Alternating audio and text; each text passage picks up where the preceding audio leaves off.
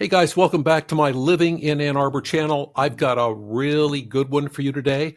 Now, if you're thinking of selling your home in the near future, you're going to want to really pay attention to this one because it can cost you a fortune if you don't, and it can save you a small fortune if you do. In this video, I cover the 5 seller myths that can hurt your bottom line big time if you go along with these lies. I mean, myths. Wink, wink. And number 5 is a real doozy, so you're going to want to stick around for that one because number 5 alone can save you possibly thousands, if not tens of thousands of dollars when it comes to selling your home. Do I have your attention? Great. So without further ado, let's get at it right now. Myth number 1. Who the broker is matters. Contrary to what most agents will tell you, the brokerage or real estate company they work for doesn't matter at all when it comes to getting your home sold. Let me repeat, the company or broker behind the agent doesn't matter. Many agents during your interview will try to sell you on how great their broker is, how much exposure they have in the marketplace, and all the tools they have to get your home sold, their relocation department, and all the charitable contributions they make, yada, yada, yada. While all of this is fine and dandy, it doesn't mean a thing when it comes to selling your home faster and for the most amount of money possible. What matters most when it comes to selling your home is how competent the agent is, not his or her broker. You'll probably never have any contact with their broker unless you have a complaint or problem with their agent, that is. In fact, the broker could easily be from another state or not even active in the day-to-day boots on the ground selling of real estate in your town or city. And more brokers are what we call cloud-based brokers. They're actually virtual real estate companies. What matters hugely is the agent that is working with you one-on-one on the sale of your home. If this agent is incompetent, he could be working for the best broker in the universe, and it's not going to matter. He's probably going to screw up the deal. On the other hand, if your agent is top-notch, professional, motivated, proactive, customer service oriented, and knows what he or she is doing, they could work for the smallest mom-and-pop brokerage in town and do a fantastic job in getting your home sold. Again, the success of your home comes down to the individual agent that you're working with, not his or her broker. Myth number 2, marketing sells the home. Now, this is a good one. So many agents, me included, were taught that marketing actually sells a property. Marketing, in case you're wondering, is made up of things like sign writers, 1-800 call capture numbers, property websites, billboards, brochure boxes, mailers, etc. The marketing sells a home theory is typically encouraged by the agents' brokers, but more commonly by the companies that are wanting to sell agents their products and programs, i.e. the latest shiny new object, implying that if we do buy their programs, products, go to their seminars, we agents will end up making a killing in the real estate business. Again, I hate to admit it, but I fell for this hype big time. I also hate to think about all the money I wasted on these ineffective programs and products. They're mostly all smoke and mirrors. Again, marketing does not sell a home. Pricing the home correctly sells the home. As a matter of fact, if the home is priced right from the beginning, 85 to 90% of the marketing is done. Of course, the location of the property and its condition affects how fast it will sell as well. However, even homes that are not in great condition and or in undesirable areas will still sell if they are priced correctly. Quick example. Let's say there are 2 homes that are very, very similar to each other. Same size, same location, same condition, an apples to apples comparison.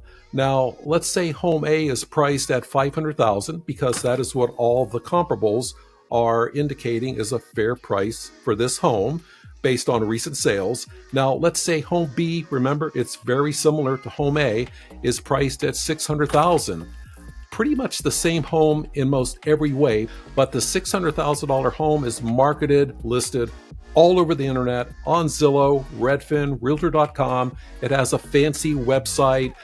It's got fancy brochures. The realtor does open houses every other day. The sellers offer freshly baked chocolate chip cookies from Zingerman's for all the people that are coming through. to come look at the home. You get my drift.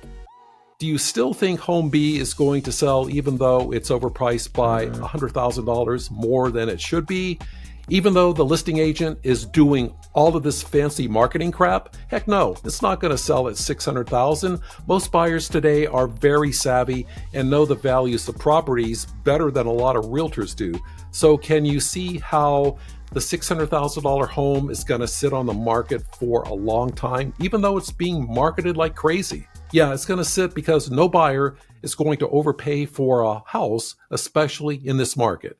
If your house isn't priced properly and in line with what's selling in your area, then all the fancy schmancy marketing in the world will not sell your home. Got it? Good. Myth number 3, an agent with years of experience equals success. Many agents trying to list your home will try to convince you to choose them because they've got 20, 30, 35, or more years of experience in the real estate business. While this might sound good, you need to realize just because somebody has years of experience in the real estate business, or any business for that matter, doesn't necessarily mean they're successful. I know some agents that have been in the business for 20 to 30 years or more, but have only sold 20 or 30 homes during their entire career, basically one home a year.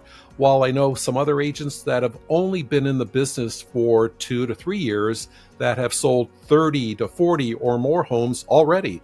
So when an agent tells you he or she has been in the business for many, many years, take that with a grain of salt. Years in the real estate business is pretty much irrelevant.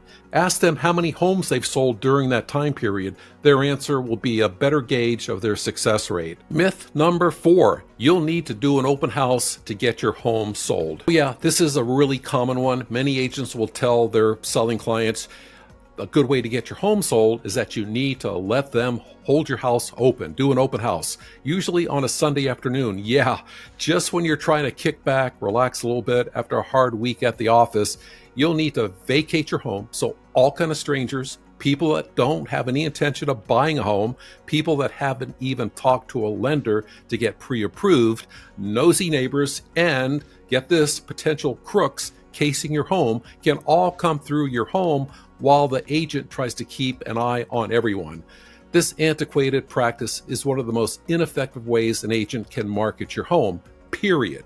Homes do not sell from open houses. Now, there's always an exception to every rule, I know, and occasionally somebody will stumble in off the street during an open house and actually buy that house. But the odds of this happening are between slim and none, and Slim just left town. So why do agents try to push you to let them do an open house? Well, because they want to pick up more customers. Here's how. Your agent is doing an open house at your house on a Sunday, and Bill and Sally walk in, but your house doesn't meet Bill and Sally's needs, which is the case in 99% of the time. But that doesn't matter. Your agent is going to say, well, listen, Bill and Sally, I know this house doesn't meet your needs, but I've got other houses I can show you, and I would love to help you find your dream home. Now, if your agent is lucky, he'll pick up a client or two. So basically, they're using your house as a way to pick up more clients. How does that fly with you? Wouldn't you feel a little PO'd that they kind of misled you? They should be honest with you on why they want to do an open house on your house. Whenever a selling client of mine wants to do an open house, I go, interesting. Why would you want to do an open house? And I let them tell me their reasons. Whatever they say, whatever the reasons are, I say, great. But I just want to let you know, Mr. and Mrs. Seller, the odds of a buyer coming in off the street to buy your home are very low. What's more likely to happen is that I'm going to be picking up more clients for myself, or no one even shows up to the open house, or the people that do show up are not qualified and have no intention of ever buying a house. We call those guys looky-loos. And by the way, this will be a big 4 to 5 hour inconvenience for you. Also, do you really want all kind of strangers that we know nothing about coming and going through your beautiful, well-kept home? Now, if they still want me to hold their home open, I'll be glad to set it up. But most sellers, I found, once they realize the real reasons agents push doing open houses and the huge inconvenience factor, will pass on this antiquated and ineffective strategy. By the way, I want to take a quick pause here. I do these videos for you guys, and hopefully you're getting some value from them. If you are, please do me a huge favor and hit that like, share, and subscribe button if you could. It really helps out my channel. Thank you so much. Myth number 5, you have to pay the going 6% commission rate. Last but not least is number 5, and this is a doozy, and this is why I saved it for the very last. This one is really important, guys, and if you get what I'm saying here, really get what I'm saying, this can save you a small fortune on your next sale. So let's get at it right now. Up until recently, as a seller, you were pretty much going to be charged by a real estate broker a 6% commission to sell your house.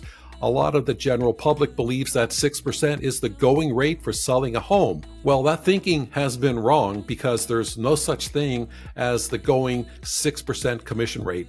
The commission rate you pay to a broker is 100% negotiable. Now, a lot of sellers didn't realize that, which was understandable because that's what the real estate industry has been pretty much leading the public to believe. So sellers across the country pretty much resign themselves to paying the 6% commission to sell their home because they thought that was the going or standard rate. Well, that all came to a screeching halt last year with the major class action lawsuit against the National Association of Realtors, NAR, and numerous real estate companies across the country.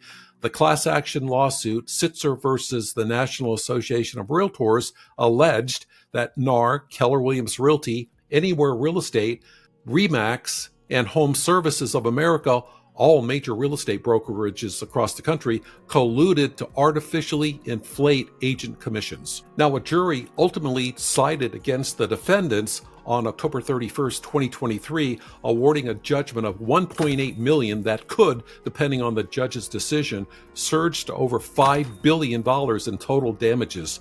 $5 billion. Yikes. Talk about the mother of all lawsuits. This has sent shockwaves throughout the real estate industry.